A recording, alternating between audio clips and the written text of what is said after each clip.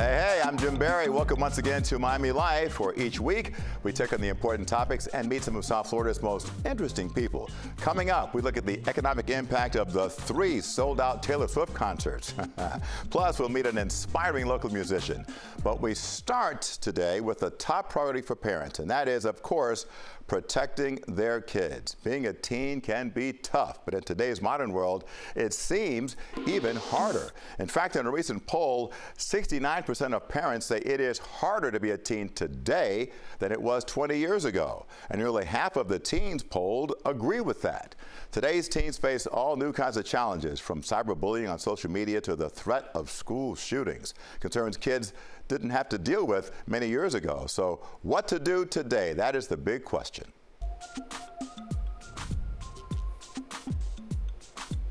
So our deep dive on this topic today is with Dale Bendler. He is the founder of 1.61, a cyber and urban safety company.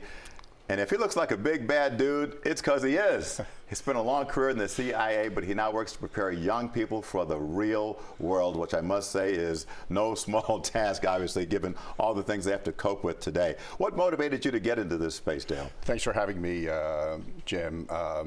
Young person, teenager safety is super important, not just to parents, but to the larger society. So 37 years at the CIA, where I honed skills to anticipate potential threats, juxtapose that experience on my wife and I raising 3 teenage boys.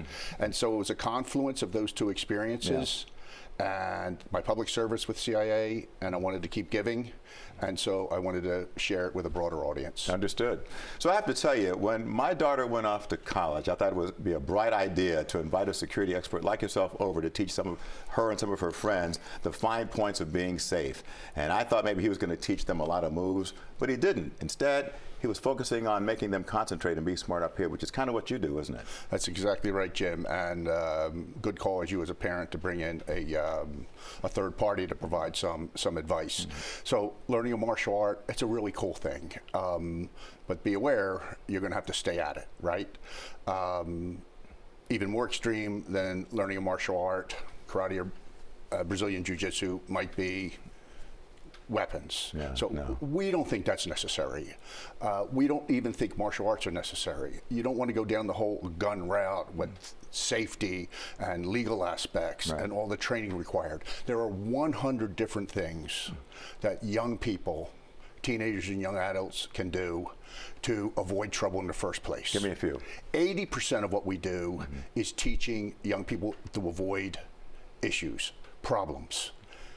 Only 20% of what we do is, should trouble find you despite your best effort to avoid trouble, we want you to get home. We don't want you to win. We want you to get home. We want you to live to see another day. Get home with your family. Yeah. We're looking at some of these key threats that you identify. And cyberbullying is such a big thing now. And maybe to someone in my generation, Dale, and yours, we can't really relate, because so what if somebody says something about you online? But it's a real thing today, isn't it? So it's once posted, always posted, and it can really get into a young person's head. So almost all of our instruction starts with cyber. It's the #1 concern for parents, and it should be. Why? School shootings or drink spiking or stalking or road rage, they happen, but probably rare. Where cyber is extant, it's 24/7. So what do you tell kids to do? So what key is that relationship with their parents. There has to be a degree of confidence. No parent wants to spy on their kids' electronics and vice versa, but you have to have a degree of confidence, and I would suggest 2 or 3 red flags to share with your kids that maybe somebody's asking for a photograph of when they were at the beach wearing a bathing suit. If that happens, talk to your mom and dad about it. Maybe somebody's asking for money and they seem to be in a hurry, and check with your parents about these issues. So that's a key aspect. You could be a really big, bad Navy SEAL, but if your cyber is sloppy, Yeah. That big bad Navy SEAL is going to be vulnerable. Same with kids. Yeah, interesting. You know, I remember when I was 16, many moons ago, I couldn't wait to get in a car and start driving. Now today, kids don't seem to be in a hurry to drive, so that poses some risks when it comes to them getting around transportation. Talk about that. So let's talk about rideshare, Jim. So first the upside, which is really amazing, and all parents can really appreciate this. At a certain age, we quickly get them that Lyft or Uber app. Why? Drinking and driving. Sure. A real issue with teenagers. Not just for your teen who may or may not have had a drink, but perhaps their friend who has. We want to get them in an Uber, and we want to get them home. Taking our training, you have to do 5 things wrong. You have to make 5, maybe 6 or 7 mistakes to get into the wrong car and become a victim of a criminal who's posing as a rideshare driver. Because we've seen that. And not if you take our training. Good. You got to make multiple mistakes to get into the wrong car. We raised 3 boys. They take Uber safely. Gotcha. So, and some of these things obviously apply to high school kids. When your kids go off to college, then it's a whole another level of concerns that parents have. You know, how late are our kids out? Who are they interacting with? Whole new social setting that they're involved in, especially for young ladies. So what kind of extra precautions do you prescribe for young ladies? We spend quite a bit of time on this scourge of drink, spiking, roofies, ketamine, even these corner chemists playing with fentanyl, the ubiquitous red Solo cups that are so common, not just on campuses, but music concerts or sporting events. We're looking at you here, by the way, and you're counseling a young lady. What are you telling her here in this situation? So in that instance, this is counter stalking.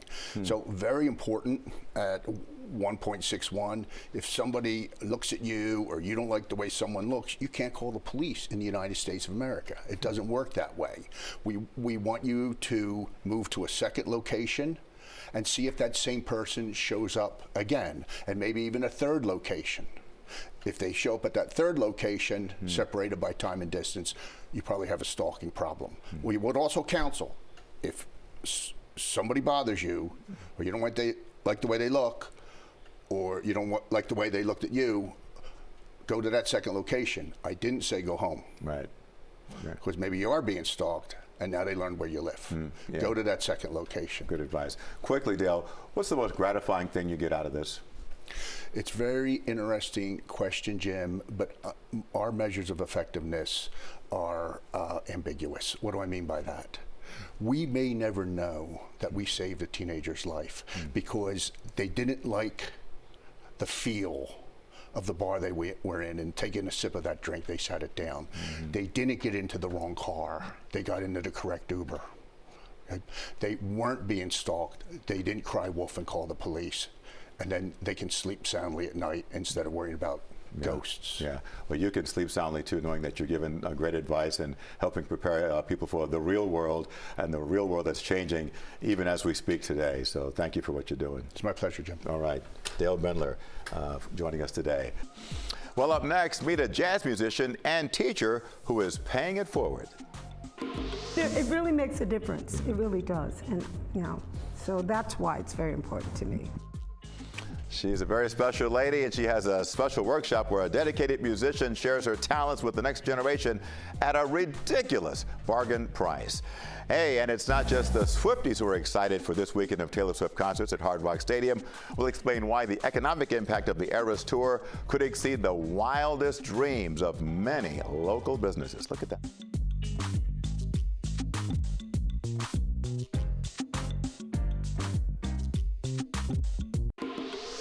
Well, in case you haven't heard, Swiftie Mania is in full effect. Taylor Swift kicks off her 3-night stand at Hard Rock Stadium come Friday. We know her fans are excited, and so are local businesses. The Taylor Swift economic impact is for real. CBS Miami's Lisa Petrillo examines just how big a financial pop the 305 can expect. Get ready to shake it off, South Florida. Taylor Swift's record-breaking Eras Tour is about to make its mark on Miami, and the economic impact has local businesses saying they're ready for it. Are you ready for it? 3 sold-out shows at Hard Rock Stadium are bringing a love story to our tourism industry that's music to everyone's ears. We promote Miami through music. It's a great connector. It permeates people and cultures. The Greater Miami Convention and Visitors Bureau reports Taylor's concerts are causing a big surge in bookings. Hotels like Fontainebleau Miami Beach are reporting a 50% increase in room bookings compared to last year. As of last weekend, we saw that 2 out of 3 hotel rooms in Miami-Dade County were in fact sold out for Taylor Swift weekend. But our restaurants, our attractions, our theaters, they're all creating programming around Taylor Swift so that we can bring the Swiftie energy to everybody. Downtown's Epic Hotel is embracing their reputation as a cultural hotspot. They're showcasing a free-to-the-public Taylor Swift photo exhibition by renowned photographer Jasmeet Sidhu, featuring her exclusive stunning shots from the 1989, Reputation, and Eras tours. This is, I think, is unprecedented. I mean, Miami's known for doing unprecedented things, but I think this is a really great sign of what we're capable of doing and the activity and the fun that the city can have. The W Fort Lauderdale offers the ultimate staycation package, featuring Eras-themed pink carpet photo stations where fans can capture their own Taylor-inspired moments. In addition to toasting champagne problems, fans can enjoy custom-made friendship bracelets and personalized tops at a Swiftie t-shirt bar. For fans looking to avoid trouble with parking, Brightline is offering a first-of-its-kind Swiftie experience. All weekend long, fans come aboard sing-along trains to the big concert from Fort Lauderdale, West Palm, and Orlando to Aventura and back, with transfers to and from Hard Rock Stadium. It is a fully immersive experience that starts from the moment guests set foot and then board the train, which is themed, and there's music provided by iHeart. For Swifties, Taylor Swift coming to the 305 means everything. She does bring such high energy. It makes you just want to dance and jump around and have a good time. Just can't wait to see it and be there in person. She breaks the city, breaks the bank, does everything, and I'm sure there's gonna be all kinds of pop-ups and cool different things to do even if you don't get to go to the shows. For more information on all of these activations we've told you about, go to our website at cbsmiami.com. And whether you have tickets or not, South Florida is about to experience an enchanted weekend that will long live in our memories. Did you see what I did there? I'm Lisa Petrillo, CBS News, Miami. All right, Lisa, thanks. Well, from Taylor Swift to a different kind of music as we move to someone who's teaching the sweet sounds of jazz. Don't break it, love was meant for me and you. I hung out with a local jazz great who is helping young students get their groove on and learn about the great American art form.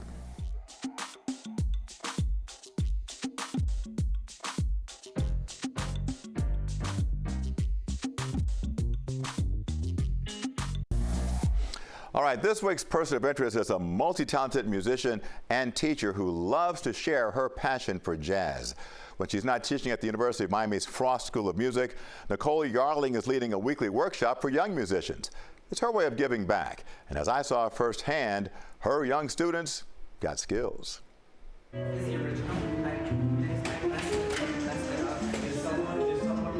that? And call. Every Saturday, a group of eager young jazz musicians walks into radio station WDNA to hone their craft.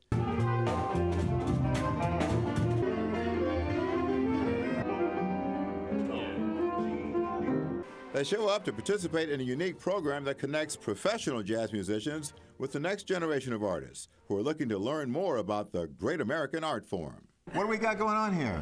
This is the Jazz Education Community Coalition. We meet here at WDNA every Saturday afternoon. It's a workshop. But this is more than just a weekly jam session, because the woman leading it is Nicole Yarling, an educator and an exceptional performer in her own right.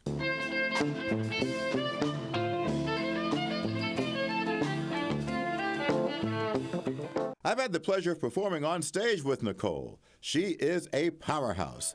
But the Saturday morning workshops are about teaching the next generation. There are young people that are talented and interested in learning nuance of music. Not just jazz, some other stuff too. The nuance, the fine points. Yeah. Gotcha, because music has a lot of fine points. No. And I mean, in school they learn about embouchure and playing as an ensemble. We learn that too here. You want them to feel it here. Yeah. Gotcha. Yeah, they get to make stuff up. Oh yeah? Improvise. Yes, That's what yes. jazz is all about. Yes, that's what it is. Improvisation. Yeah. These weekly sessions are an offshoot of the Jazz Encounters concert series. So I was there one night, and they were sitting around, and then they got up to play, and it took them about 10 minutes to figure out what they wanted to do. So I asked, will you guys come to a workshop if I start one? And Here we are. there we go. Danielle Wolf has been taking part in the workshops for about a year. What keeps you coming back? Keeps me jazz. I love music, and I love coming back here to play music. And the kid knows his jazz, too. Do a bunch of other fun songs. We play popular jazz songs, like maybe songs from John Coltrane or, yeah, you know, Take the A Train, right? Yeah. Take the... Duke Ellington. Yeah, we do songs related to that, and it's like really fun coming here, yeah. Yeah? How old are you, Daniel? 17 years old, about to graduate high school. Oh, yeah? Daniel, there are not a lot of 17-year-olds who know a lot about Coltrane. Really? I wasn't aware of that. Daniel credits his instructor for seeing and believing in his talent. And tell me about this teacher, Nicole Yarling. Oh, amazing person. She's taught me so much since my first meeting. She saw my ability and she took me into the program in general. So yeah, it's really fun coming back here, and I'm glad to see that she still sees me as a valuable asset to her band.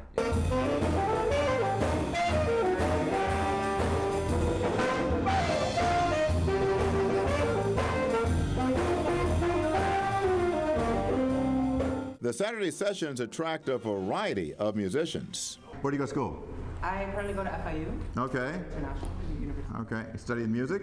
No, I'm studying biochemistry. Oh, why not? A biochemist who plays the horn, why not? And he plays trumpet, violin, and piano, and that's all. And you know, and does a bunch of things. So I'm glad to have him as well. So I got all kinds of talent here. I see that you musicians. do. And what about your teacher, Nicole Yarling? Is she the bomb or what? Is she? She's the best. Yeah. All right. Are we making you blush? Yes, you see, can't you see? Before they rehearse, Nicole helps them figure out what they're going to play. Got that? And call.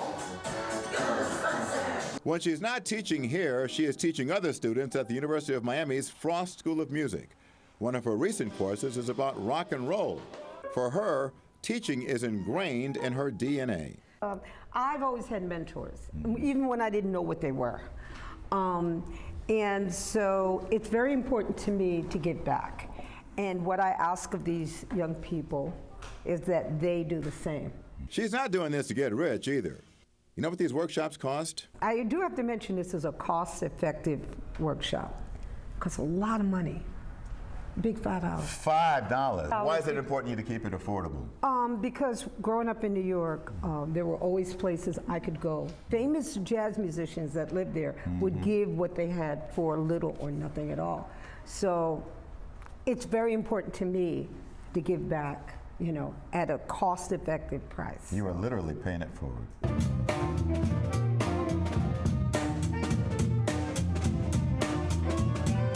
Nicole is still a working musician, playing gigs all around South Florida, but she always makes time for the Saturday workshops, rain or shine. No, this is very important to me. This is very important. All of these people in this room are very important to me. Where do you hope to see them in 20, 25 years?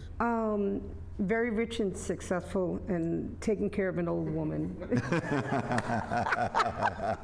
Actually, would you join them? They're doing Ghostbusters, so you can if I remember all the lyrics, but I can sing the hook. And it don't look good. We are called Ghostbusters! Never thought of Ghostbusters as a jazz song, but anything can be jazz, I guess. Thanks to Nicole and her students for letting me drop by and also to jam with them for just a little bit. You can find more information about the weekly workshop on our website. Just go to cbsmiami.com and search Jazz Workshop. We'll be right back.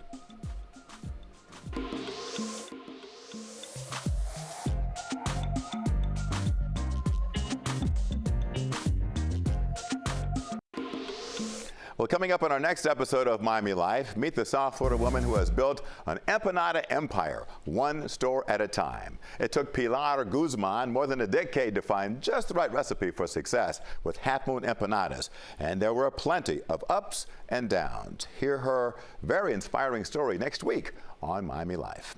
That does it for this week's show. We'll see you every Thursday at 6:30 on the stream. Until then, I'm Jim Barry. Be well and be safe. Take my heart, but please don't break it. Love was meant for me.